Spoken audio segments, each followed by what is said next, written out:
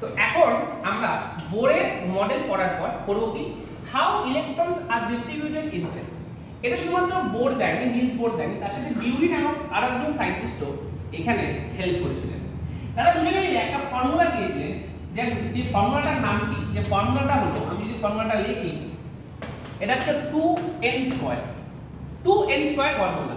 তিনি বলেন যে এই ফর্মুলাতে ফেলে আমরা কোন কক্ষে কতগুলো ইলেকট্রন থাকে সেটা আমরা বের করব। তাহলে দেখো সিরিয়াল নাম্বার 1 এ কে রয়েছে,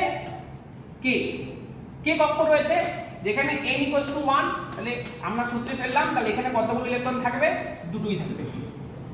সিরিয়াল নাম্বার 2 কে এর পরে কি হয়, কে l কত, সিরিয়াল নাম্বার 2, তাহলে 2n², তার মানে দেখো 2 × 2 = 4 মানে 8টা। নাম্বার 3 কে l m কত হবে, 2 × 3², তার মানে 2 × 9 মানে 18টা।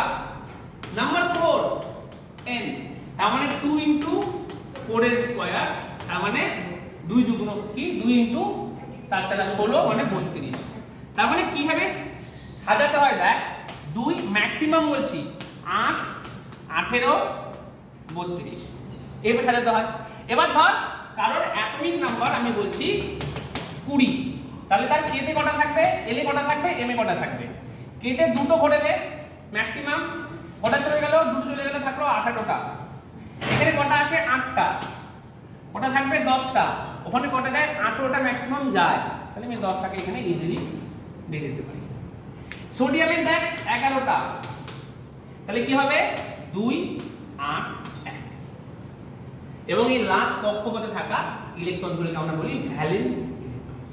কি বলি, এগুলোকে আমরা বলি ভ্যালেন্স ইলেকট্রনস। কি বলি এগুলোকে আমরা, ভ্যালেন্স ইলেকট্রনস। ওকে, এবং এই ভ্যালেন্স ইলেকট্রনগুলো থেকে আমরা পরবর্তীকালে ভ্যালেন্সি নির্ণয়